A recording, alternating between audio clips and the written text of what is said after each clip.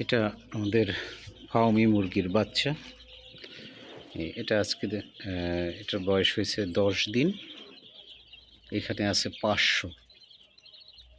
আর এইটা হচ্ছে 11 দিন। এখানে হচ্ছে 500। এই মোট 1000 ফাউমি মুরগির বাচ্চা। আর এই পাশে আছে কালার বার্ড, সে 1000 কালার বার্ড। কালার বার্ডের বাচ্চা।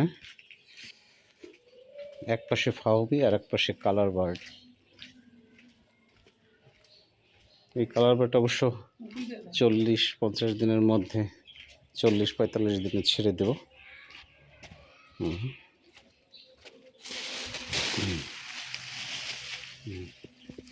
এটা হচ্ছে কালার বার্ড।